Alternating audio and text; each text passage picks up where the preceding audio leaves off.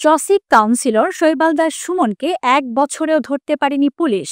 বৈষম্য বিরোধী ছাত্র আন্দোলনের সময় ৪ আগস্ট চট্টগ্রাম মহানগরীর কাজীরদেউরি এলাকায় শিক্ষার্থীদের ওপর হামলা চালিয়েছিল তৎকালীন আওয়ামী লীগ সরকারদলীয় সন্ত্রাসীরা। তাদেরই একজন চট্টগ্রাম সিটি কর্পোরেশনের জামাল খান ওয়ার্ডের কাউন্সিলর শৈবাল দাস সুমন।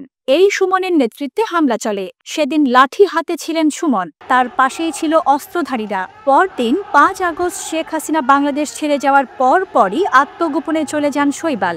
এই সুমনের বিরুদ্ধে একাধিক মামলা রয়েছে, কিন্তু পুলিশ এখনো এই কাউন্সিলরকে গ্রেফতার করতে পারেনি। সেই সঙ্গে অধরা রয়েছে তার সহযোগী অস্ত্রধারী সন্ত্রাসীরাও। ২০২৪ সালের ৪ আগস্ট বেলা ৩:৩০টার সময় ছাত্রীসহ আন্দোলনকারীদের একটি মিছিল জামাল খান মোড় থেকে কাজীরদেউরি মোড়ের দিকে যাচ্ছিল।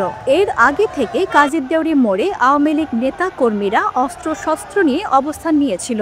মিছিলটি আশকারদিঘি মোড়ে পৌঁছালে আওয়ামী লীগ নেতা কর্মীরা তাদের উপর হামলা চালায়। এই সময় চট্টগ্রাম সিটি কর্পোরেশনের জামাল খান ওয়ার্ডের কাউন্সিলর শৈবাল দাস সুমনকে মিছিলে নেতৃত্ব দিতে দেখা গিয়েছিল।